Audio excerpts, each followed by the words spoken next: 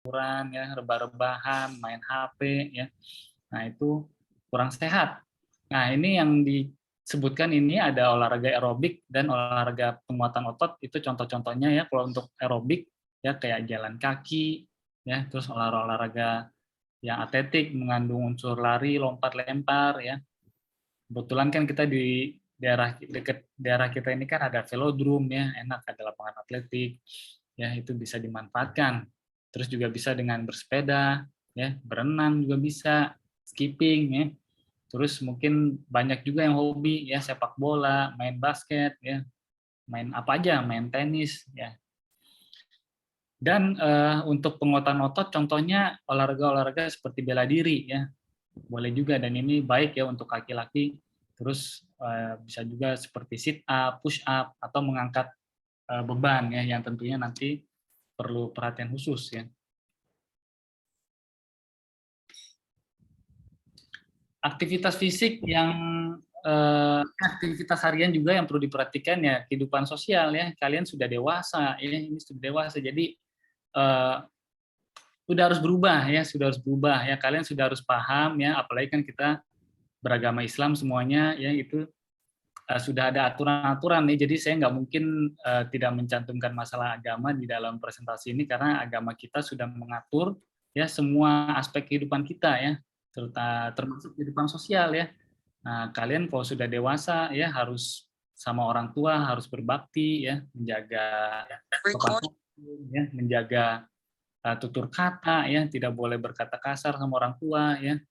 Terus menjaga silaturahim juga dengan saudara kandung, dengan adik, dengan kakak ya, jangan suka berantem ya. Dengan kerabat juga harus sering berkomunikasi, ketemu, dan ini semua insya Allah kan ada pahala, ada kebaikan di sisi Allah ya.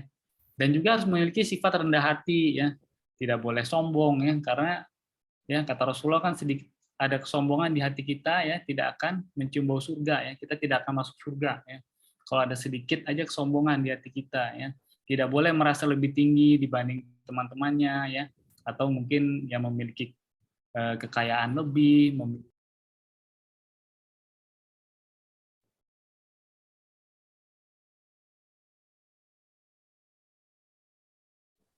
Ya, maaf dokter. Ya, sepertinya terpijit. Dokter, maaf ya dokter, silakan dilanjutkan. Ya, jadi terus juga dalam memilih teman dekat ya, kita harus selektif ya, karena ini bukannya sombong, tetapi memang teman dekat sangat berpengaruh ya terhadap diri kalian ya, bisa membawa kepada kebaikan atau bisa membawa kepada keburukan ya. Dan jika ada konflik di antara sesama ya, ya itu kalian sebaiknya bersabar, menahan diri ya, tidak emosi ya, karena ya ini sebenarnya ini berdasarkan pengalaman saya sehari-hari mengalami pasien remaja ya, banyak ya, ada banyak konflik, ada perkelahian, macam-macam yang bisa berdampak juga ya. Terus juga yang terhadap kejadian yang akhir-akhir ini banyak terjadi juga bullying ya. Bullying ini juga saya beberapa pasien itu yang memiliki keterbatasan ya, anak berkebutuhan khusus ya, itu dibully ya, itu kasihan ya. Jadi kalian harus dewasa, harus bisa menerima ya berbagai macam jenis teman-teman ya. Nah, kita bullying itu nggak ada bagusnya ya, pelakunya itu celaka ya, yang pasti ya kan, dia sering mencela ya, apalagi sampai membuli secara fisik ya. Nah, itu sangat buruk ya, sangat buruk, adabnya, akhlaknya tidak baik ya. Dan apabila mungkin ada terjadi ya, dan dia mengalami korban, menjadi korban, ya itu harus melapor ya. Jangan malu untuk menceritakan ya, jangan disimpan-simpan sendiri ya. Nah, nggak apa-apa, dilaporin kepada orang yang dipercaya ya.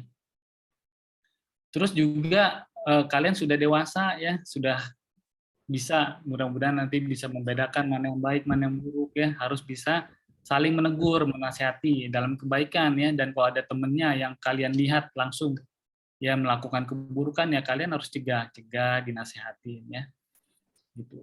Karena ini adalah bagian dari kehidupan dewasa ya, kalian akan melihat secara langsung ya. Terus juga kalian harus memiliki sifat suka menolong ya, suka menolong antara sesama ya. Sebaik-baiknya ya di antara orang beriman adalah yang bermanfaat bagi ya orang beriman yang lain ya. Baik, sekarang kita lanjut. Nah, ini juga yang menjadi perhatian sekali ya, aktivitas harian berkaitan dengan screen time. Screen time itu yaitu interaksi kita dengan gadget kita atau gawai. Ya. Bisa handphone, ya, bisa tablet, bisa laptop, komputer, termasuk TV. Ya. Nah, ini bagi dua ya. Kita berinteraksi dengan gadget kita yaitu bisa sifatnya rekreasional dan edukasional. Ya. Nah, ini yang menjadi tantangan di masa pandemi ya, pada masa sekolah online ya. Padahal kita aslinya itu dianjurkan dari organisasi kami, Ikatan Dokter Anak maupun organisasi Dokter Anak Internasional itu hanya 2 jam maksimal sehari ya. Hanya 2 jam kita bisa dikasih untuk nonton TV, main HP, terus main tablet, sosial media dan lain-lain. Ya, itu cuma 2 jam tapi ya qadarullah ada pandemi, akhirnya jadinya kita memperbolehkan ya. Tapi yang penting adalah dari sisi edukasional ini yang harus lebih mendominasi ya. Nah ini kan kita sebenarnya gadget ini kan seperti pisau bermata dua kan ya. Kalau kita manfaatkan dengan baik ya hasilnya akan sangat bisa membantu kita ya. Kalau kita gunakan dengan salah ya nanti malah bisa mencelakakan kita ya. Kita bisa lihat di ya macam-macam di YouTube juga banyak tontonan yang sifatnya edukatif ya. Terus dari website-website juga banyak ya tentang macam-macam ya. Kalian bisa belajar tentang agama, tentang ilmu pengetahuan alam ya kayak National Geographic ya dan semisalnya itu ada macam-macam ya. Sangat bagus. Itu kalau dimanfaatkan dibandingkan dengan zaman kita orang dewasa dulu itu biasanya sulit untuk mengakses ya video-video tentang kejadian alam, fenomena alam ya itu sekarang jauh lebih mudah ya. Gitu. Jadi ya mau nggak mau memang saat pandemi COVID-19 penggunaan screen time meningkat sampai 2 kali lipat dilaporkan ya. Mungkin bahkan bisa lebih ya. Mungkin bahkan bisa lebih karena kan kita juga untuk bersilaturahmi dengan anggota keluarga mungkin yang di luar kota ya kita juga otomatis menggunakan sosial media juga ya untuk berinteraksi dengan teman-teman juga ya. Jadi ini harus digunakan dengan bijak ya. Ya jadi dampak positif dari media elektronik ini luar biasa sekali dan kemajuannya sangat pesat ya. Sekarang kita akses informasi dalam hitungan jam itu kita bisa tahu kejadian di bagian dunia lain ya, di mana di Eropa, di Amerika, di Afrika ya, di Timur Tengah ya.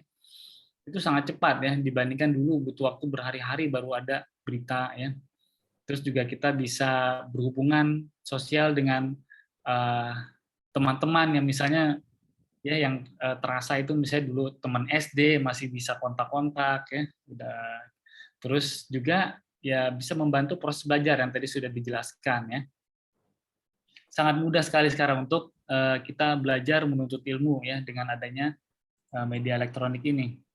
Nah cuma dampak negatifnya ini ya yang sisi pisau yang lainnya ini yang harus kita hindari ya. Nah, kalian mudah-mudahan juga memiliki fitrah yang bisa memfilter ya, memiliki akal ya, yang bisa menahan ya untuk kalian menghindari ya seperti acara-acara atau tontonan tentang kekerasan ya, terus ada juga tentang hubungan sebelum nikah ya, terus pesan-pesan yang tidak senonoh ya, terus ada bullying juga ya, terus dari nafza juga ya, ada narkotika, alkohol dan lain-lain zat adiktif ya ini yang kita tidak mau ya.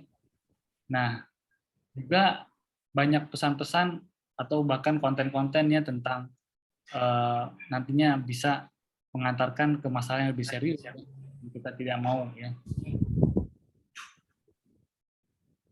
Dan juga ini ya berkaitan dengan manajemen waktu ini kita terlalu tersita waktunya ya dengan gadget kita ya. Nah, ini kita akhirnya banyak masalah yang bisa timbul ya. Kita lifestyle-nya menjadi lifestyle mager ini ya, sedentary lifestyle. Kita cenderung untuk hanya di kamar kita ya. Terus bisa akhirnya karena kurang gerak menyebabkan kita overweight, obesitas ya. Terus bisa mengalami gangguan tidur ya. Terus pada akhirnya juga bisa mengganggu ya nilai-nilai kita di sekolah, prestasi kita menurun. Dan juga yang saya temukan banyak di sehari-hari yang meningkat adalah yaitu penyakit tuberkulosis. Nanti akan dibahas juga ya, tuberkulosis itu kan dia infeksi ya, kalau orang awam bilangnya flek gitu ya. Nah, itu disebabkan tuberkulosis itu di Indonesia ini subur ya, karena negara kita lembab dan itu cocok untuk tuberkulosis. Jadi dia bisa ngumpet di kamar kita ya, dan dia tidak mati kecuali dengan cahaya matahari ya. Dia mati dengan cahaya matahari aja. Dia nggak mati kalau kita pel dengan cairan antiseptik ya, dengan karbol ya, kita bersih kita lap ya, itu dia nggak mati ya, dia tahan. Nah, dia hanya mati dengan cahaya matahari. Jadi misalnya kondisi kita di kamar terus seharian ya, terus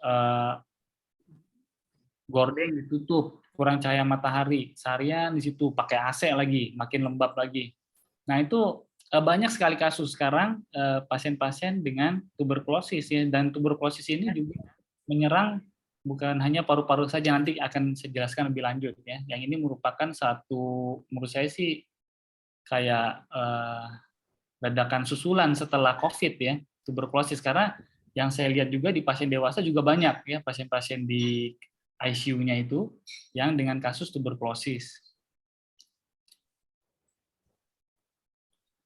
Nah, aktivitas harian juga ya, ini yang juga saya nggak bisa pungkiri harus dibahas ya, masalah tentang agama. Ingat ya, kalian sudah dewasa, sudah pubertas ya, jadi dosa dan pahala pahala kalian ini sudah mulai dihitung ya. Kalian melakukan kesalahan dapat dosa, melakukan kebaikan dapat pahala insya Allah ya. Ya, jadi ya nggak bisa dipungkiri. Ya, Islam kan mengatur semua aspek kehidupan. Ya, jadi mau nggak mau kalian remaja ya harus mendalami agama, karena negara kita kan juga berdasarkan Pancasila ya. Yang sila pertamanya aja ketuhanan yang Maha Esa ya. Nah, butir pertama sila ketuhanan yang Maha Esa ya, semua warga negara wajib bertakwa ya. Jadi harus menjalankan agama dengan sebaik-baiknya ya, jaga sholat ya, ini penting sekali. Laki-laki kalau bisa sangat dianjurkan ke masjid ya, menutup aurat dengan baik ya, yang perempuan mulai pakai jilbab ya. Terus belajar agama juga yang benar, dari sumber yang benar ya, karena belajar agama sesungguhnya adalah menarik ya, menarik, jauh lebih menarik dari hobi-hobi yang tidak bermanfaat ya, yang sifatnya hanya duniawi ya. Terus kita juga wajib meninggalkan ya yang diharamkan oleh Allah ya, mengamalkan sunnah-sunnah yang diajarkan oleh Rasulullah ya. Tadi Masya Allah ya, guru kalian sudah membimbing untuk melakukan zikir pagi dan sore, di mana zikir ini isinya tentang perlindungan ya, untuk kalian, untuk diri kalian sendiri ya, supaya dijauhkan dari mara bahaya, dari penyakit, dari orang jahat, dari syaitan ya. Ya, dan juga di posisi kalian sebagai remaja ya, kalian mungkin butuh seseorang untuk dijadikan role model, untuk dijadikan idola ya, dan jadikanlah Rasulullah SAW dan para sahabatnya ini orang-orang mulia dan yang dijamin masuk surga ya. Sementara yang kita sukai di dunia ini seperti atlet ya atau artis yang mereka itu ya wallahu alam mungkin jauh dari kebaikan dan ya belum dijamin ya kebaikannya oleh agama kita ya. Jadi pesan saya, jadikanlah ya Rasulullah dan sahabatnya ya sebagai idola kalian yang kalian tiru ya, insya Allah kalian akan baik nanti dunia dan akhirat. Nah, selanjutnya ini juga yang sangat penting sekali kita bahas tentang gizi ya, nutrisi yaitu gizi, karena di masa sekarang ini juga subhanallah makanan itu macam-macam jenisnya ya, rasanya juga enak-enak ya, macam-macam, kandungan gizinya itu yang harus kita perhatikan ya. Karena apa? Kalian di masa pubertas, di masa remaja ini kalian mengalami dua kejadian besar ya, yaitu pubertas tadi ya, yang berhubungan dengan kesehatan reproduksi sama growth spurt. Growth spurt itu apa? Growth spurt itu kalian terjadi pertumbuhan badan yang sangat cepat, pertumbuhan otot, ya, pertumbuhan tulang, ya, kalian makin tinggi, ya. Ini kalian bisa lihat di grafik ini sebelah kanan, ya, perhatiin. Ini ada 2 garis, ya, 2 garis biru. Yang biru ini mencerminkan laki-laki, yang merah putus-putus ini perempuan. Yang ini, yang sumbu Y-nya ini adalah pertumbuhan tinggi badan, dan yang sumbu X-nya ini adalah umur, ya. Nah, jadi kalian perhatiin di sini di usia remaja, yaitu usia 10 tahunan, ya. Usia 10 tahunan, ya, sampai ke 17-18 tahun, ya. Nah, di sini kita lihat terjadi peningkatan grafik kecepatan pertumbuhan tinggi badan. Untuk perempuan, kita perhatiin itu terjadi di lebih cepat, lebih awal, ya. Lebih awal. Jadi biasanya kalau kita perhatiin sama teman-teman sebaya, biasanya perempuan itu lebih cepat tinggi kelihatannya, bahkan mungkin di usia SD kelas 5, kelas 6 itu biasanya kadang perempuan itu lebih tinggi dari yang laki-laki. Karena apa? Mereka lebih dulu mengalami growth spurt ini, percepatan pertambahan tinggi badan. Sementara laki-laki, nah nanti dia lebih lambat, yaitu sekitar di usia setelah 12 tahun, ya, baru meningkat kecepatan pertumbuhan tinggi badannya, ya. Dan nanti akan berhenti, ya. Perempuan lebih cepat berhentinya di usia 15-16 tahun, perempuan udah nggak tinggi lagi. Kalau laki-laki masih bisa lebih lama, bisa 17-18 tahun. Nah, makanya di periode inilah, yaitu di masa remaja ini, ya, ini harus ditopang dengan asupan gizi yang baik, ya. Jadi kalian harus memikirkan juga tentang apa yang kalian makan, ya. Nah, jadi nggak boleh sembarangan jajan, ya. Nah, itu kadang jajan itu isinya adalah makanan-makanan yang terlalu manis atau terlalu asin, ya. Ya, jadi kebutuhan energi kalau kita lihat pada remaja ini sangat tinggi sekali, ya. Makanya remaja itu kalau kita perhatiin, dia mau makan banyak kayak apa juga biasanya nggak terlalu, pertumbuhan berat badannya, ya, nggak terlalu gemuk banget lah gitu, ya. Nggak secepat orang dewasa. Ya, laki-laki butuhnya ini tinggi banget, ya. 2.500 kalori itu kasarnya itu 5 porsi. 5 porsi, ya, nasi dengan lauk itu kalorinya 2.500. Kalau makannya nasi aja, dia nggak ngemil. Perempuan sekitar 2.200 kalori per hari, ya. Terus juga yang perlu diingat adalah asupan protein. Protein itu lauk-pauk harus dari daging, ayam, ya, ikan, makanan laut. Nah, itu harus dimakan, ya. Jangan cuma misalnya kalau kalian, ya, mungkin zaman sekarang makan ngemil French fries, ya, itu harus pakai lauk, jangan French fries doang. Atau misalnya kalian, ya, sekali-sekali makan misalnya mie instan. Jangan hanya mie instannya aja, tambah pakai lauk, pakai misalnya pakai nasi, jadi Indomie pakai nasi. Nah, itu salah itu. Indomie pakai nasi itu karena itu dua-duanya adalah karbohidrat, ya. Harusnya kalau Indomie misalnya pakai sosis atau pakai ayam yang diiris tipis-tipis. Aku pernah makan Indomie pakai nasi. Kering itu. Pernah makan Indomie pakai kerupuk apa sih? Yang di Padang itu yang kayak yang ini, yang apa sih, yang di Padang kayak ada. Oke, Indomie pakai pisang.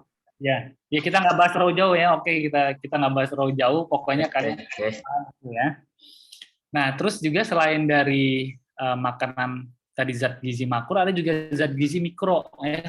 Yang ini juga harus dibutuhi, yang dia sangat spesifik untuk remaja, yaitu zat besi, ya. Zat besi ini dia peranannya besar untuk menghasilkan darah merah, ya. Apalagi bagi perempuan kan sudah mengalami menstruasi. Menstruasi kan dia kehilangan darah secara periodik. Bahkan pada awal-awal menstruasi biasanya kadang ada beberapa remaja putri yang lebih sering, misalnya sebulan bisa 2 kali dan kadang lebih banyak. Nah, jadi harus ditopang oleh zat besi. Zat besi ini dia adalah bahan baku tubuh kita untuk membuat darah merah, ya. Jadi kalau zat besinya kurang asupannya, ya, itu si remaja putrinya itu nggak suka makan daging merah, ya, karena sumber zat besi kan daging merah nih, ya, kayak steak gitu, ya, burger. Nah, itu dia bisa kekurangan darah, jadi pucat bisa, ya. Nah, makanya sebaiknya juga ditopang oleh tablet-tablet suplemen zat besi, ya. itu bisa minum sehari 2 tablet ya, tapi nggak usah tiap hari, 2 kali seminggu selama 3 bulan berturut-turut. Itu setiap tahun diulang kayak gitu ya. Dalam setahun selama 3 bulan berturut-turut minum zat besi 2 tablet 2 kali dalam seminggu ya. Terus juga ada asam folat. Asam folat ini juga dikhususkan pada remaja putri ya. Ini ada penjelasannya tapi saya nggak terlalu bahas terlalu detail. Terus untuk zat mikronutrien yang lain ini juga penting, terutama buat daya tahan tubuh ya, yaitu vitamin D3 ya, vitamin A, terus juga ada zinc ya. Ini sangat penting untuk tadi growth spurt juga penting, sama untuk imunitas ya. Gitu. Dan saya tambahin lagi zat besi juga, itu juga penting untuk kognitif ya. Kognitif itu daya berpikir ya. Jadi mudah-mudahan kalau kita minum suplemen zat besi yang rutin, nah itu kita juga untuk kemampuan kita belajar, menghafal, menerima pelajaran dari guru itu juga bisa meningkat, insya Allah. Ya, nah jadi kita di dunia kesehatan anak tuh ada rumus. Jadi kita bisa memprediksi nanti target tinggi badan kita berapa ya, ini ada rumusnya. Ya ini nggak usah dihafal, nanti mungkin bisa di-sharing ya. Nah itu ada hubungannya karena ada hubungannya dengan genetik juga ya. Nggak mungkin kan kalau ayah ibu kita tingginya misalnya cuma 150, 155, kita bisa 180, itu kayaknya agak susah ya. Nah ini ada rumus untuk mengetahui potensi tinggi badan kita bisa segimana gitu ya. Dan ini pun nanti ada plus minusnya cukup luas. Jadi mudah-mudahan bisa tetap dioptimalkan ya, bisa dioptimalkan. Gitu.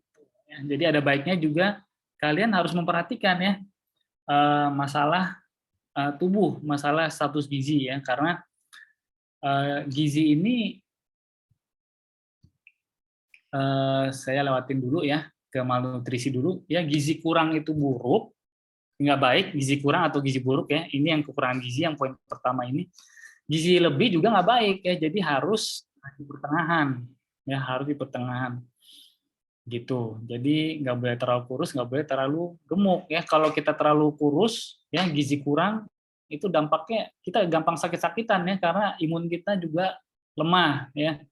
Terus proses pubertas yang lagi terjadi bisa terhambat ya, mungkin kalau yang perempuan mensnya bisa terlambat atau nggak teratur ya. Terus juga yang kita nggak mau nanti tinggi badan kita juga jadi nggak optimal ya.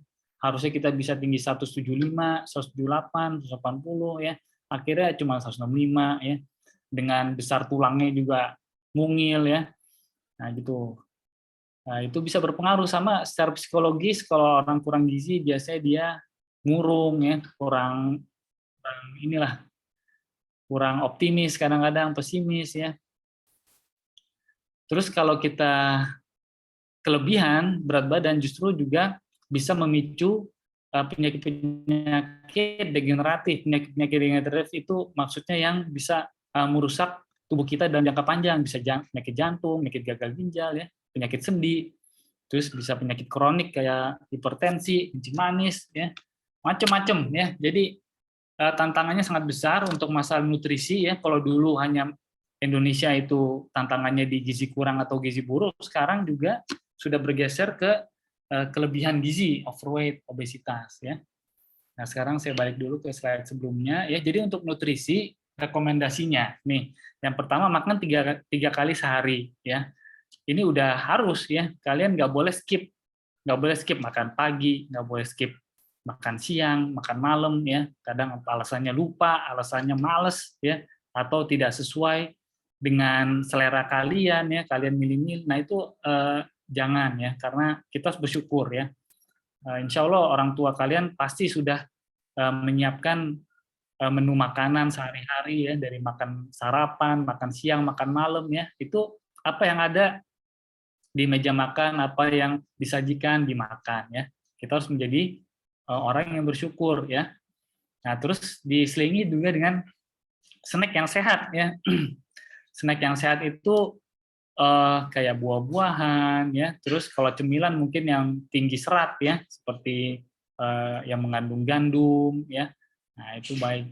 Dan itu semua harus terjadwal ya. Kalau sarapan harus terjadwal, jangan sarapan jam 10 pagi baru sarapan. Nah ini nggak baik ya.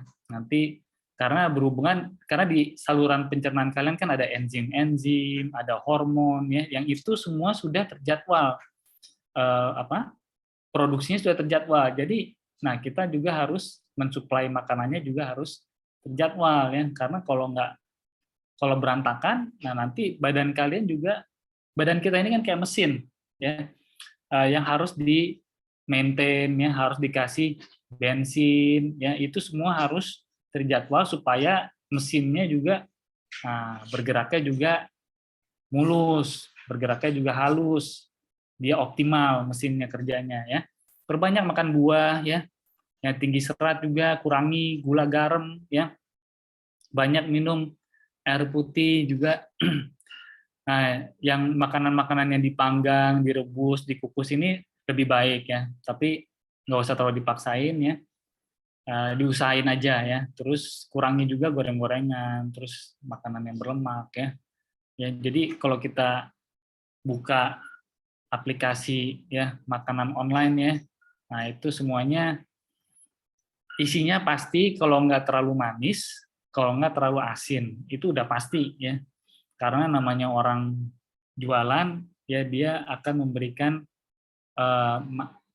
sajiannya itu rasa yang kuat supaya nanti kita ketagihan gitu kan, supaya nanti kita beli lagi. Nah, itu sebenarnya kurang baik untuk tubuh kita ya. Terlalu manis kurang baik, terlalu asin juga kurang baik. Nanti ini bisa bikin kencing manis ya, darah tinggi juga, penyakit jantung, macam-macam, mengganggu pembuluh darah kita juga ya. Nah ini sebaiknya ya tadi, kembali ke tadi ya, sebisa mungkin sebaiknya walaupun sekarang sudah ya berbagai macam makanan bisa kita pesan online secara mudah ya, sebaiknya kembali ke makanan rumahan aja ya, yang dibuat oleh ibu-ibu kalian ya, yang sudah bersusah payah memasak ya. Nah itu kita harus bersyukuri ya, dan juga kita menghargai ya apa yang dilakukan oleh orang tua kita. Nah ini perilaku berisiko yang terjadi pada masa remaja, ini saya nggak bahas terlalu dalam aja ya, bahas oleh pemateri yang lain ya.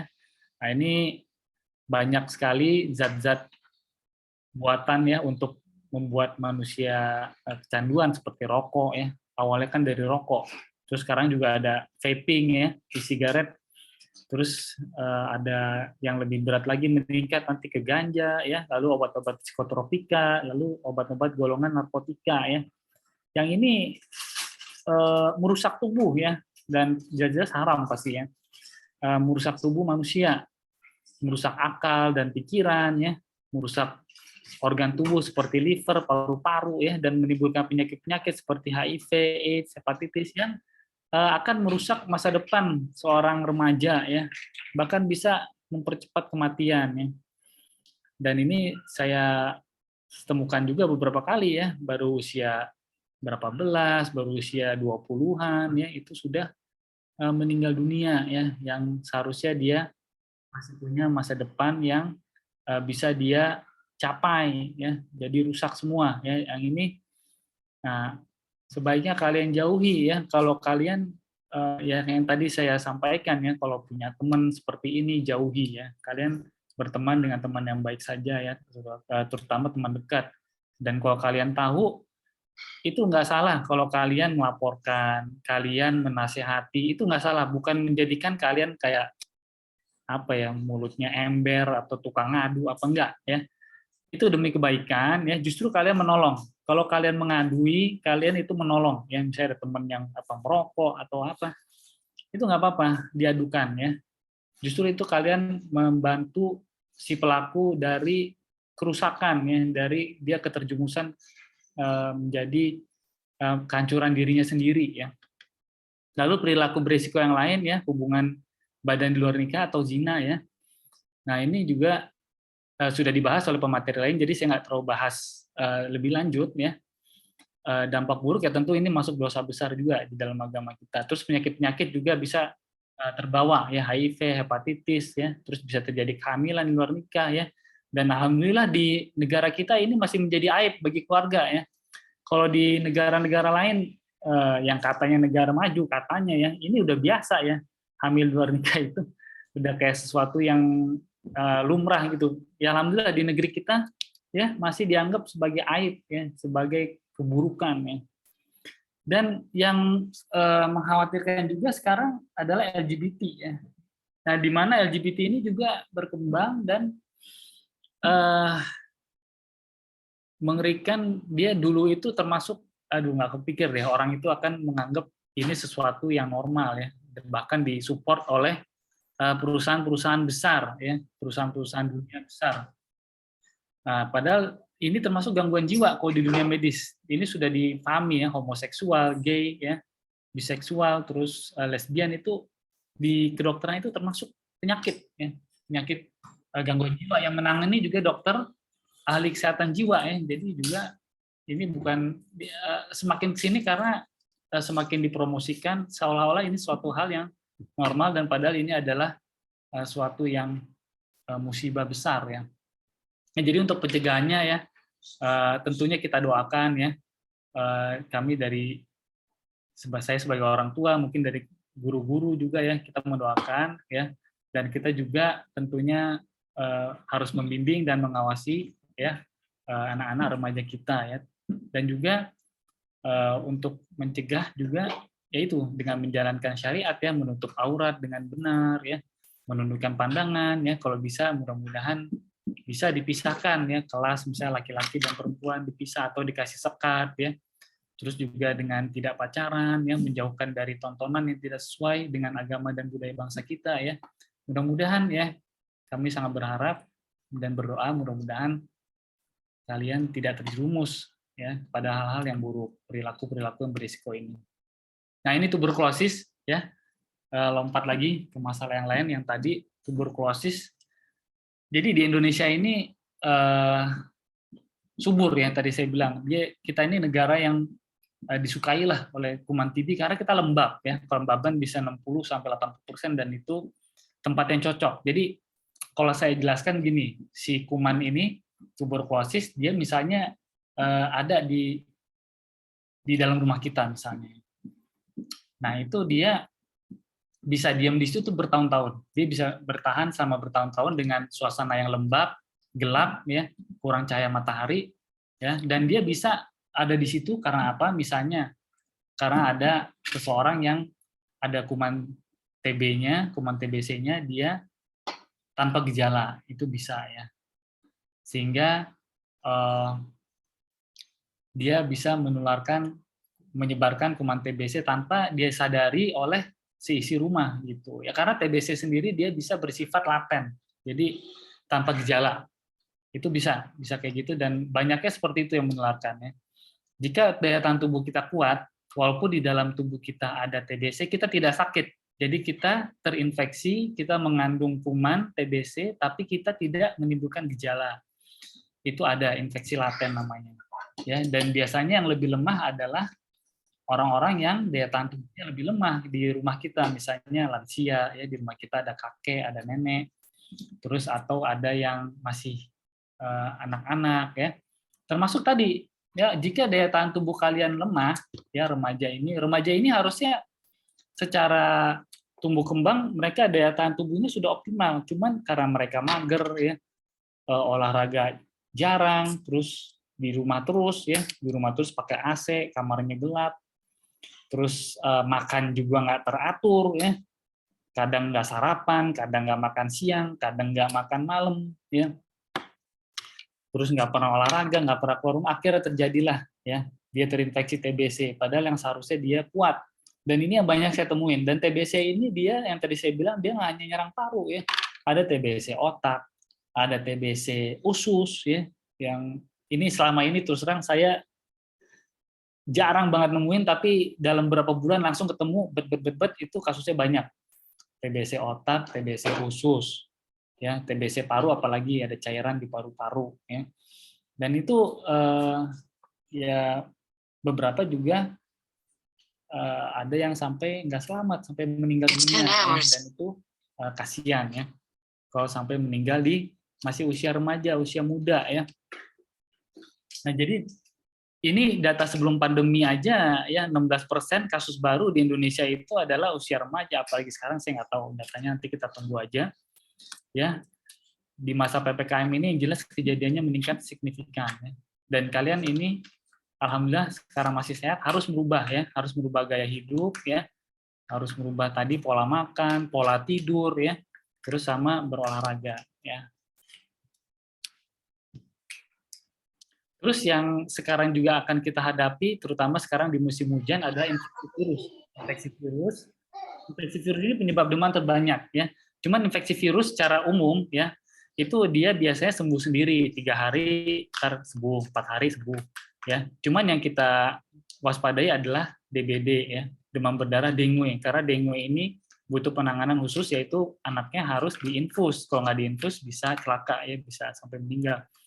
Nah, infeksi virus dengue ini dia meningkat di musim hujan, gejala-gejalanya demam, mendadak tinggi, mual, ya, sakit kepala, anak badannya nggak karu-karuan, nggak enak banget rasanya, ya. Dan ini sudah mulai meningkat kasusnya, ini harus diwaspadai ya. Nah, kalau ada sudah merasakan panas tinggi, nggak enak badan banget, ya. Kalau udah 3 hari itu harus periksa darah, ya. Nah, pencegahannya ya dengan 3M, mencuci, menguras, ya. Terus juga membuang, menutup ya, mencuci, menguras, menutup tempat-tempat penampungan air. Namun kadang 3M sendiri ini kita agak sulit menerapkan karena kalaupun kita disiplin, tetangga kita belum tentu disiplin ya. Mungkin cara yang lain kita bisa menggunakan repellent. Repellent ini kayak untuk digosokin di kulit kita ya untuk mencegah gigitan nyamuk. Ini sangat efektif juga ya, dan sering saya praktekkan ya. Ini sangat membantu untuk mencegah gigitan nyamuk. Lalu penyakit yang lainnya ya, tadi penyakit menular yang banyak, sekarang penyakit yang menular ya, penyakit yang tidak menular ini juga di Indonesia kejadiannya sudah jauh meningkat ya. Jadi sudah bergeser dari penyakit menular menjadi penyakit tidak menular. Contohnya yaitu kencing manis sudah mulai ada di remaja ya. Terus malnutrisi tadi sudah kita bahas, terus ada juga kejang ya. Kejang, epilepsi ini juga cukup banyak. Terus penyakit-penyakit mungkin ada yang pernah dengar autoimun. Autoimun ini penyakit kekebalan tubuh yang kekebalan tubuhnya menyerang dirinya sendiri ya.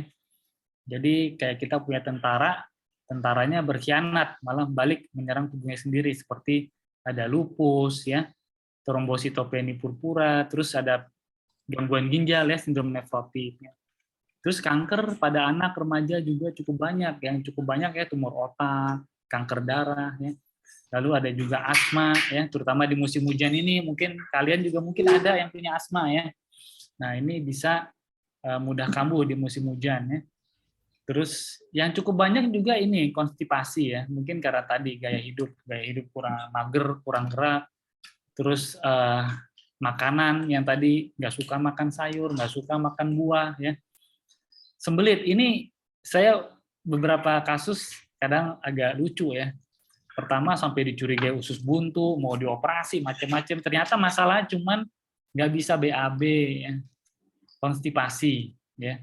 Nah, kadang mungkin dokter IGD-nya agak ketakutan, tapi ternyata setelah diperiksa masalah sepele banget, cuman nggak bisa BAB nggak lancar sehingga sakit perutnya nggak karu-karuan sampai dikira usus buntu. Nah, kan serem ya kalau misalnya sampai dioperasi gimana?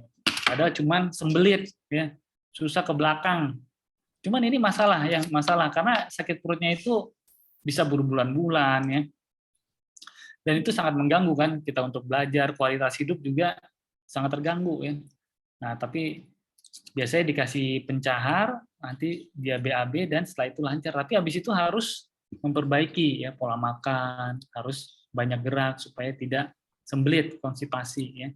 Terus juga yang banyak terjadi adalah ansietas, cemas berlebihan ya. Ya ini biasa mungkin karena kalian dari transisi dari anak-anak ke dewasa sudah mulai ada tanggung jawab, yang mungkin sudah mulai banyak pikiran ya. Gitu. Terus sakit mah juga banyak. Nah, ini karena tadi ya. Sakit mah dispepsia, telat makan ya, nggak sarapan, makan nggak teratur ya. Gitu. Jadi walaupun ya kalian punya banyak tugas, punya banyak kewajiban sekarang, tapi jangan lupakan ya. Jangan lupakan harus makan harus teratur ya.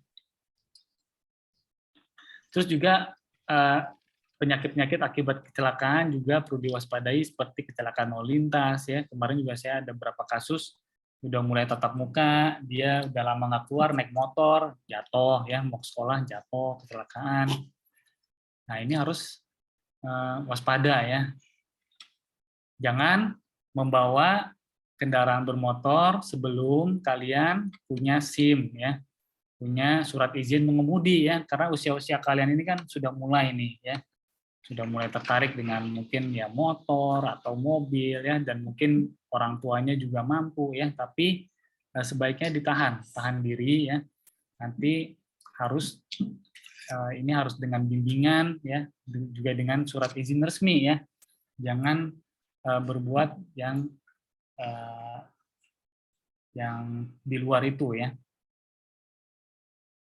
Ya ini ya, jadi pada usia remaja ini juga masalah cemas berlebihan ini juga banyak ya. Nah, ini juga kadang diagnosanya suka awalnya pasiennya bilang sesak napas ya, terus ternyata dia juga mengeluh pusing, kayak mau pingsan ya, nggak tenang gitu ya. Nah ini ansietas ini pencetusnya banyak ya. Kalian kan sekolahnya makin tinggi ya, makin banyak tugas, ujian juga makin susah ya, banyak tekanan mungkin ya. Terus kalian juga mungkin ngerasa takut gagal ya. Kalian udah berusaha maksimal ya, pengen banget ya berhasil dapat nilai bagus, tapi kok dapatnya kalian menerima yang tidak sesuai harapan ya. Terus mungkin juga ada masalah dengan ya mungkin di dalam keluarga, masalah dengan teman ya. Nah ini juga dari medis juga, saya kalau ngadepin pasien kayak gini ada sih obat, tapi biasanya juga nggak terlalu banyak bantu ya. Ya udah, obatnya kalian harus harus dekat sama agama ya, karena kita di dunia ini ya udah ya, kita harus banyak berzikir ya. Dengan berzikir kan hati kita juga tenang, dengan baca Al-Qur'an hati kita juga tenang ya. Kita harus tahu takdir ya. Terus juga yang perlu ditekanin juga, kalian ya, kita hidup di dunia ini tadi kan ada fase-fase ya, kita hanya sebentar, nanti juga kita akan meninggal, dan kita di dunia ini hanyalah sebenarnya hakikatnya adalah tempat mengumpulkan bekal akhirat ya. Jadi jangan terlalu dibaperin ya, jangan terlalu dipikirin. Ya, punya cita-cita bagus ya, tapi kalian jika sudah ikhtiar, sudah berdoa, ya sudah tinggal tawakal ya. Nah, hasilnya nanti adalah di tangan Allah ya. Jadi segala sesuatu yang kalian alami ya di masa transisi ini, di masa remaja ya, itu semua sudah kehendak Allah ya. Jadi memang kita berusaha ya, memang kita berusaha dengan maksimal, kita berikhtiar, kita belajar ya, siang malam ya, tapi hasilnya tetap ya di tangan Allah ya. Kita harus ngerti itu ya, kita harus ngerti ya konsep takdir ya, bahwa kita ini sebenarnya lemah sih manusia itu ya, walaupun kita sudah berusaha ya. Jadi supaya kalian tidak terlalu putus asa ya, supaya tidak terlalu stres ya. Kadang banyak sekali kalau pasien saya itu ya gagal ujian atau menghadapi ujian sekolah itu, udah kayak ngadepin apa ya. Nah, jadi yang kalian harus pahami ya tentang konsep takdir ya, bahwa semuanya itu atas pengetahuan Allah ya. Ya, memang kita berusaha ya, tapi tetap ya Allah yang lebih berkuasa. Kita ya mungkin hanya berapa persen, kita emang manusia punya kehendak betul, tapi tetap akhirnya adalah sesuai dengan Allah. Dan semua yang terjadi ya, yang kita alami ya, mau kita sakit ya, misalnya kita jatuh kecelakaan apa, kita kena sakit panas, kita mungkin ada yang kena COVID, saya nggak tahu ya, atau orang tuanya kena COVID, itu semuanya sudah ditetapkan oleh Allah ya. Sudah ditetapkan oleh Allah, sudah ada takdirnya, sudah tercatat semua ini. Ada tahun 2020 ada pandemi dan lain-lain, itu sudah tertulis semua ya. Jadi kita nggak usah stres mikirin ya. Kita nggak bisa kemana-mana ya. Misalnya pada hari ini kita makan kok nggak enak, pada besok kita berantem sama siapa ya. Itu semua sudah tertulis ya. Semua juga atas kehendak Allah, dan semua itu adalah hasil ciptaan Allah yang baik maupun yang buruk. Jadi kita harus nerima ya terima, kita jangan galau, nggak usah putus asa, cemas ya. Yang penting jalan terus ya. Yang sudah berlalu biarlah berlalu ya. Tidak boleh kita terlalu merenungi yang sudah berlalu, kita terlalu memikirkan ya. Gitu ya. Mudah-mudahan kalian selalu dilindungi oleh Allah dan ya mudah-mudahan cita-cita yang kalian cita-citakan bisa tercapai ya, insya Allah ya. Terus yang terakhir tentang imunisasi pada remaja ini ya ada beberapa dan saya tahu kalau nggak salah sudah mulai ya ada dikasih imunisasi ya kanker serviks ya, terus imunisasi tetanus, difteri ini juga udah ya. Untuk tambahan juga ini yang cukup penting ya, influenza, imunisasi COVID udah dapat semua insya Allah ya. Terus ada juga imunisasi DBD juga sudah ada ya, 2 kali suntik. Nah, pesan saya sih ya jangan takut untuk divaksin ya, kan juga paling sakit hanya sedikit dan sakitnya cuma sebentar dan itu merupakan ikhtiar yang cukup efektif ya, bisa efektivitasnya lebih dari 90% ya, bisa mencegah penyakit-penyakit yang dicegah ini sampai 90% ya, gitu. Oke, terakhir sebagai simpulan ya.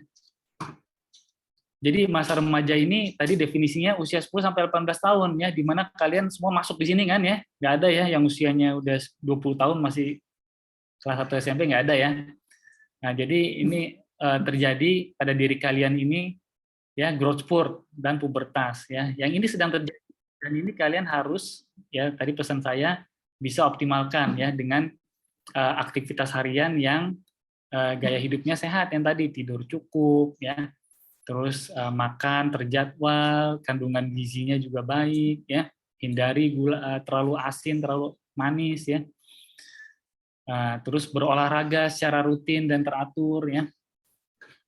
Terus remaja ini ya tadi adalah masa transisi dari anak ke dewasa ya, kalian mengalami banyak perubahan secara fisik dan lingkungan juga ya, kalian menghadapi banyak mungkin masalah, ada konflik ya, yang itu harus kalian hadapi ya, harus belajar dan mampu beradaptasi ya, harus bisa mandiri ya, menjaga kesehatan dirinya sendiri ya, karena kalian ya tubuh kalian ya milik kalian gitu, jadi kalian harus jaga dong gitu kan, kayak kalian misalnya punya handphone ya, udah mulai punya handphone kan, mungkin udah mulai punya kamar sendiri ya, harus kalian rawat dengan baik ya, gitu. Ya, jadi masa remaja ini sangat kritis, sangat berpengaruh terhadap masa depan ya suatu bangsa. Ini big picture-nya ya. Masa depan satu bangsa dan generasi penerusnya ini ya salah satunya juga itu atas peran kalian sekarang ya, dan kalian harus ya optimis dan mudah-mudahan bisa memberikan sumbangsi yang terbaik ya buat agama dan negara kita. Ya, sekian dari saya. Kurang lebihnya mohon maaf. Billahi taufik. Assalamualaikum warahmatullahi wabarakatuh. Saya kembali. Waalaikumsalam warahmatullahi wabarakatuh. Luar biasa. Boleh anak-anak berikan apresiasi untuk Dokter Ari dong. Boleh tepuk tangan atau reaction-nya. Wah, terima kasih dokter. Ini lengkap sekali ya. Ya nggak? Kalau Bu Indi sih ngerasanya nih semuanya dari A sampai Z, dari awal sampai akhir tadi relate banget gak sih sama kita? Ya, merasa nggak sih seperti itu? Iya, Bu. Ya, karena yang dibahas sama Dokter Ari ternyata kesehatan remaja itu bukan cuma fisik, tapi juga psikis. Betul tuh, dari tinggi badan, dari kebiasaan kita saat pandemi ya, membuat ternyata pertumbuhan hormon itu berpengaruh, sehingga pertumbuhan perkembangan tubuh kita juga mungkin terhambat gitu kan. Nah, lalu ada lagi insomnia. Wah, bener banget nih dokter. Banyak banget nih dari coba Bu ini mau tahu dong, boleh kasih reaction-nya yang merasa susah tidur cepat. Nah, boleh kasih reaction deh. Wah. Mungkin nggak ngerasa, udah jadi kebiasaan Bu Indi. Ya mungkin malah jadi kebiasaan ya. Yang dianggap normal itu jadi berubah memang sejak pandemi ini. Kalau saya lihat sih, itu sih Iya, yang Bang. mau. Semua kayaknya nggak hanya anak-anak ya, dokter ya. Iya, iya. Karena kayaknya kita juga nih, mungkin saya juga Iya, ya seperti itu gitu, mungkin susah tidur. Nah, tadi udah dikasih tips tuh sama Pak Dokter. Bisa didukung dengan lingkungan kamu, mungkin lampunya dimatikan, dijauhin handphonenya gitu ya. Jadi memang kalau kendala tuh selalu ada, kamunya yang harus bisa menangani gimana nih caranya, tetap harus tidur. Tidur yang baik itu jam berapa sih, dokter? Ya, pokoknya sih tadi kalau untuk remaja kan rata-rata 8 sampai 10 jam per hari ya. Itu sesuai kebutuhan, mungkin juga sesuai aktivitas kan misalnya lagi ujian, ya mungkin yang penting sih itu sih 8 sampai 10 jam per hari ya. Oke, Nah, ya. Nah, ya, jadi bukan tanpa alasan ya kalau orang tua kamu pasti udah bosan nih ya denger ya orang tua atau bapak ibu guru jangan tidur malam-malam gitu ya. Bukan tanpa alasan karena secara biologi pun gitu ya kata Pak Dokter memang saat kita tidur hormon-hormon semuanya tubuh kita itu eh, ini ya memproduksi sel-sel baru ya dokter ya. Hmm, jadi menyehatkan atau mengembalikan tubuh kita supaya segar lagi beraktivitas besok harinya gitu. Lalu tadi ada yang menarik nih dokter tentang anxiety ya, ya, bahasa anak sekarang. Ternyata memang banyak ya dokter ya. banyak dan biasanya perempuan biasanya. Biasanya perempuan. Wah, ini kayaknya yang merasa udah mulai senyum-senyum sendiri nih ya. Karena anak-anak sekarang juga dokter ternyata sudah banyak menyadari, oh ini tuh namanya anxiety, oh aku tuh begini gitu dok. Jadi sudah banyak yang bahkan menamai dirinya, aku terkena ini gitu, anxiety gitu. Nah tadi sudah tahu ya, menyimak semua ya cara-caranya dan obat mujarabnya. Lagi-lagi adalah jangan overthinking dan mendekatkan diri kepada Allah Subhanahu wa taala gitu. Oke, mungkin sekarang kita buka tanya jawab ya, dokter. Boleh silakan. Ini banyak banget nih yang bisa kamu tanyain karena semuanya relate sama kamu dari awal sampai akhir. Silakan yang mau bertanya boleh open mic, boleh juga chat langsung ke Dokter Ari lewat Zoom.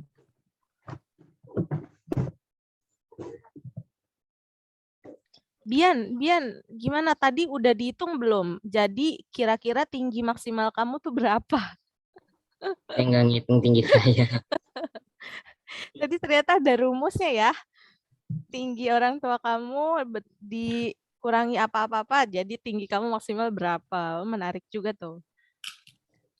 Gimana? Ada yang mau ditanyakan? Atau mungkin ada yang sudah chatnya masuk ke Dokter Ari? Nggak ada. Nggak ada. Dari kelas, oh ada, Dok. Ada. Dok, maksimal berat remaja dan maksimal berat remaja dan minimal. Oh, maksimal dan minimal berat remaja itu berapa kilogram? Ya. Nah, Sorry ini kayaknya saya kelewat ya, nggak saya sampaikan. Jadi untuk usia remaja itu juga ada rumusnya sama kayak rumus orang dewasa, yaitu mungkin kalau pernah dengar itu body mass index namanya, atau indeks massa tubuh ya. Jadi rumusnya itu berat badan dalam sentimeter, berat badan dalam kilogram, sorry. Terus dibagi tinggi badan kuadrat, ya, dalam meter tapi tinggi badannya. Jadi misalnya Bian misalnya beratnya 50, ya. Misalnya tingginya 1,6 atau 160 cm. Nah, itu 1,6 dikuadratin ya, itu 324 ya. 16 kali 1 256 ya. 2,56. Jadi 50 bagi 2,56. Itu normalnya itu sekitar 18 sampai 22 ya body mass index. Gitu. oh iya berarti harus tergantung BMI-nya ya dokter ya. Iya, coba nanti kalian browsing deh. Kalian kan udah ngerti kan internet. Browsing aja body mass index gimana ya. Ya, bahkan ada sekarang ya dok ya di beberapa aplikasi mungkin tinggal kita masukin tinggi badannya berapa, berat badannya berapa, nanti di situ ada keterangannya, kamu Ya, overweight atau buat yang bisa kekurusan gitu. ngitung, nah itu mungkin bermanfaat. Oke, ada lagi yang mau ditanyakan? Ini ada yang nanya lagi, Ya, Pak, Bu. ada Lanjut. orang yang sarapan di siang atau tidak? Ya kalau sarapan di siang hari udah bukan sarapan namanya, ya, jadi dia udah Aduh, iya ya. Nah kita kan kalau morning session tuh jam 8 ya. Nah berarti baiknya itu sarapan jam berapa dok? Jam 6, jam 7 kali ya dok? boleh 5:30 juga kan sholat subuh. Ayo sholat subuhnya pada jam berapa ini? Hah? Nah, Sekarang subuhnya kena aja kan? 4:10 ya. Iya. 4:30 udah sholat, habis itu olahraga, makan. Banyak yang bisa kalian kerjain dengan kalian bangun lebih pagi, cuman 1 jam, 2 jam dari kebiasaan kalian sekarang ini, itu banyak banget yang bisa kalian lakuin. Banyak banget. Apalagi kan kalau waktu-waktu subuh itu masih sunyi, masih tenang gitu. Itu biasanya kalian ngerjain apa-apa tuh jauh lebih cepat. Itu tinggal kalian mau apa enggak aja. Gitu. Dan itu tubuh kalian sanggup. Tubuh kalian pasti sanggup ya. Kalau Allah bikin waktu subuh jam 4 lewat, itu nggak mungkin kita tuh harus berat gitu loh ngerjainnya. Itu tuh udah artinya itu Allah tahu kita tuh emang itu udah biasa lah kayak gitu loh. Cuman kebiasaan kita aja yang harus berubah gitu. Ya. Iya betul. Semuanya tentang pola hidup ya dokter ya. Oke. Ada pertanyaan lagi? Sebelum Bu Indi ada pertanyaan nih. Bu Indi, Ya, silakan Najwa. aku sudah chat privat ke dokter. Oh iya. Oh iya. Olahraga ya. Olahraga bagaimana caranya? Kalau kita mau olahraga di tempat yang luas, apa? Iya dong. Terus dan kan aku ingin punya tinggi 175 ya. Olahraga apa yang bisa mencapai tinggi seperti itu? Nah, sebenarnya sih masalah olahraga. Jadi masalah tinggi badan tadi itu multifaktor ya. Tadi ada faktor genetik, ada rumusnya satu. Terus faktor tadi kecukupan tidur juga, karena kan hormon pertumbuhan itu dirilis saat kita tidur nyenyak ya. Terus yang ketiga olahraga aktivitas fisik apapun insya Allah bisa bikin kamu tambah tinggi ya. Yang penting tadi kombinasi antara dua itu, yaitu olahraga aerobik sama penguatan otot ya. Dan mungkin selama ini ada mitos yang agak keliru ya, kalau misalnya kita olahraga beban itu katanya bisa menghambat pertumbuhan tinggi badan, kan dulu kan gitu kan anggapannya.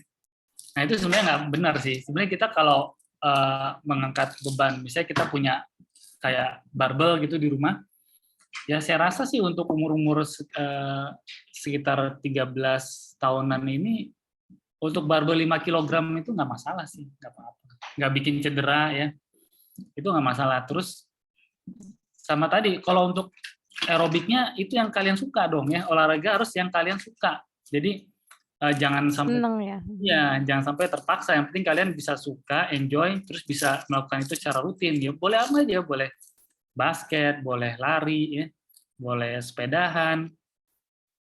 Ya ada banyak banget deh, gitu. Oh iya, intinya yang suka ya dokter ya. Jadi kita olahraganya juga bisa konsisten, bisa seneng gitu. Nah kalau olahraga nih dokter, baiknya pagi, malam, atau sore nih dokter? Ini juga ini sih ya, tergantung preferensi aja sih. Kalau saya sih lebih senang pagi sih sebenarnya, karena udara masih enak, masih sejuk, terus juga masih agak sepi ya. Misalnya kita mau lari di komplek kita, di rumah kita tuh masih sepi. Terus sore gimana? Sore. Kalau sore bagaimana katanya dokter? Ya, kalau sore boleh, cuman kan sore cenderung lebih panas ya. Waktu asar itu kan udara lagi panas-panasnya. Tapi memang boleh aja sih kalau memang begitu. Nah, terus tapi yang malam sih nggak dianjurin ya. Malam itu kan waktu kita istirahat ya. Terus juga ya hormon-hormon pada waktu malam itu, hormon untuk kita bekerja keras itu cenderung menurun. Jadi nggak cocok. Jadi udah keburu capek ya dokter dengan aktivitas sehari-hari. Iya, Akhirnya olahraganya olahraga jari, scrolling. betul. Oke. Ya ada lagi terakhir mungkin pertanyaan dari anak-anak. Ada lagi ini ya. Ya cara nambah tinggi badan tadi ya, nambah tinggi badan kan tadi multifaktor ya. Terus kalau mau tinggi badan harus ditarik, oh ya itu enggak juga ya. Ada lagi yang begitu ya pertanyaannya. Ya kita kan bukan karet ya badan kita, nggak perlu digitu. Terus kalau main game untuk refreshing, nah itu, jadi yang tadi saya sampaikan ya, main game ini kan termasuk screen time kan, screen time. Jadi screen time itu idealnya sebenarnya sih 2 jam aja ya sehari. Jadi untuk rekreasional ya paling, tapi 2 jam itu udah itu loh, udah hitungannya sudah dengan nonton YouTube, sudah ya media sosial ya. Jadi kalau main game ya udah jangan waktunya, kalau murni main game doang nih sehari ya udah 2 jam, terus jangan ganggu waktu tidur ya. Gitu. Jangan sampai jam 9 malam, jam 10 malam baru mulai main game sehingga tidurnya baru jam 1 pagi, jam 2 pagi gitu. Ya. Ya, oke. 2 jam. Nah, udah termasuk macam-macam tuh, main game, YouTube, dan lain-lain. Ya mungkin sama seperti makanan ya dokter tadi ya, kalau secara bertahap, kebiasaan juga harus secara bertahap kamu ubah gitu. Sedikit-sedikit Iya. kamu ubah kebiasaannya, pola hidupnya jadi lebih baik, lebih produktif gitu. Karena banyak banget yang bisa kamu lakukan selain melihat handphonemu itu gitu ya, melihat gawaimu itu gitu. Bu Windy, Dokter Ari, boleh nanya nggak? Boleh Pak Mawan. Iya nih, maksudnya saya juga punya gitu kan adik yang seumuran sama anak-anak sini kan ya. Terus juga mungkin kita gini ya, kalau tadi kan kita menyarankan anak-anak untuk ngurangin screen time gitu kan, menggunakan digital ataupun handphone ataupun laptop ataupun komputer dengan gamenya atau browsing segala macam. Tapi ada nggak sih dok saran lagi nih alternatifnya seperti apa sih gitu? Maksudnya kegiatan apa yang mungkin anak-anak tugasku ini bisa lakukan gitu supaya ngurangin screen time-nya itu gitu. Terima kasih.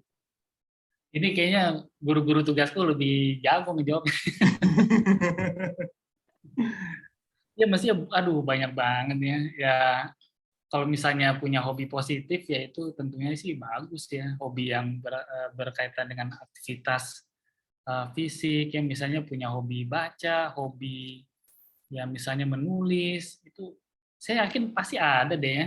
Karena sebenarnya semua itu kan lebih menarik sebenarnya dibanding hanya cuman kita duduk terus megang HP doang ya gitu. Itu tergantung ke pribadi ya, kalian harus mencari sendiri sih, harus bisa tahu apa yang kalian suka ya. Dan jika kalian punya passion ya terhadap suatu dan kalian mendalami ya jadi pasti itu kalian pasti akan senang di situ, enjoy, dan mungkin kalian bisa terkenal apa-apa gitu ya, bisa. Oh, berarti explore diri juga ya dokter ya? Iya dong, iya betul. Nah itu nanti cari psikolog tuh sesinya tuh yang bisa. Cari hobinya apa? Berarti menjalankan hobi itu bisa jadi alternatif kita untuk mengurangi screen time gitu ya? Iya. Oke, terima kasih dokter. Baik, nah terakhir nih dokter, tadi kita kan sempat ada polling. Nah, isi pollingnya itu salah satunya ada tentang bau badan, bau kaki, dan ketombe. Nah, boleh dokter kasih tips nih sama kita semua, gimana caranya supaya terhindar dari bau badan, bau kaki, atau bahkan ketombean nih dokter. Aduh ya. Itu semua kadang juga udah genetik, namanya bau badan itu tiap manusia punya ciri khas masing-masing ya. Terus memang pas saat usia pubertas ini kalian kelenjar keringat itu lagi aktif-aktifnya ya, terutama yang di daerah lipetan ya, daerah ketiak mungkin, terus daerah leher ya, daerah di panggul ya. Nah itu ya otomatis kalian harus jaga itu harus tetap kering terus menggunakan, apalagi sekarang sih kalau saya lihat deodoran itu udah macam-macam banget, terus efektif banget ya, terus tapi jangan sampai itu semua bikin kalian nggak percaya diri ya, karena memang itu sudah bawaan manusia seperti itu gitu. Itu, dan yang juga penting kalian harus sadar diri, terus kalau ada kritikan bisa ada yang tegur nih temen, wah kamu agak kurang ini nih Bu, ya udah terima aja, ya udah ikhtiar aja cari solusi, jangan dibaperin gitulah ya. Gitu. Itu karena itu tiap manusia beda-beda. Kalau masalah bau badan.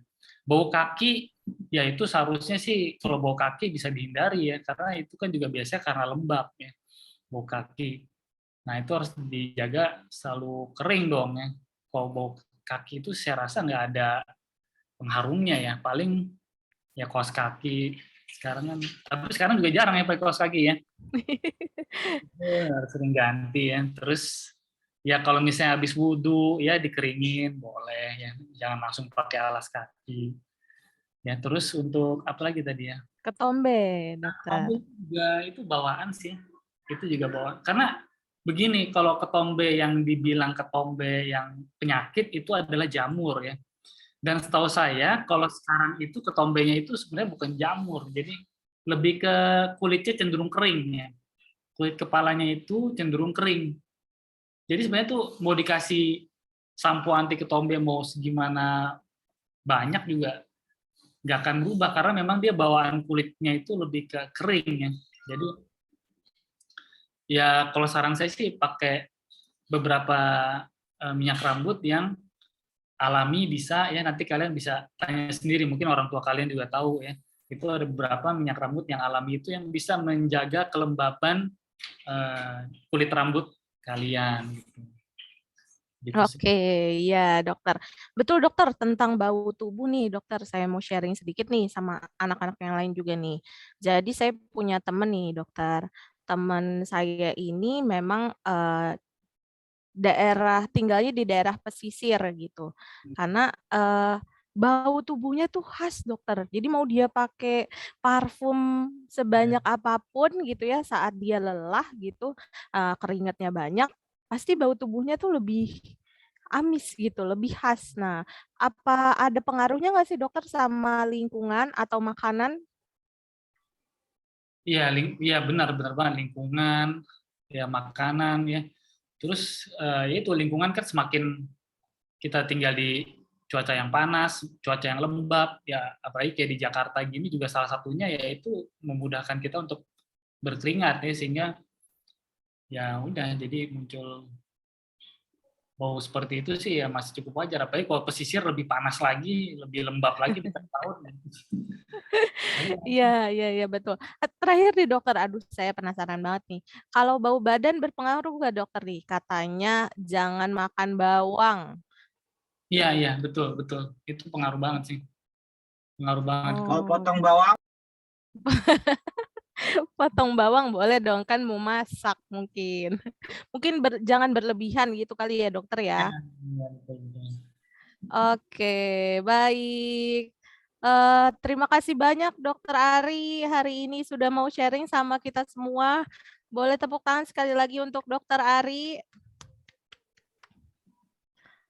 Alhamdulillah, luar biasa. Kita hari ini sudah membahas lumayan banyak mengenai kesehatan remaja.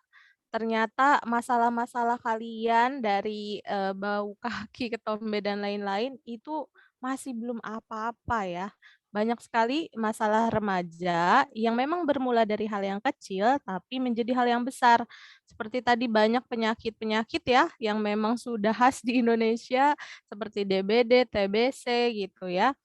Nah, maka dari itu usaha kita nih gimana caranya kita bisa mengatur pola hidup kita, pola hidup sehat, mengatur aktivitas kita, manajemen waktu supaya tetap sehat gitu.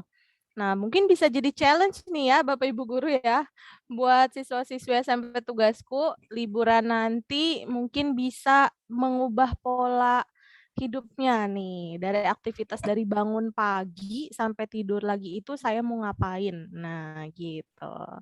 Oke, baik. Terima kasih sekali lagi, Dokter Ari. Ya, Terima kasih, Dok. Oke, yang belum on cam, ayo silakan on cam dulu. Luar biasa. Miss Wiri, pamit ya. alhamdulillah. Iya, baik, dokter. Terima kasih banyak. Semuanya saya mohon pamit ya, semoga semuanya ya kesehatan, dijaga kesehatannya ya. Ya, terima kasih. Ya, siap, dokter. Ya, Dok. Terima kasih. Waalaikumsalam Waalaikumsalam warahmatullahi warahmatullahi wabarakatuh.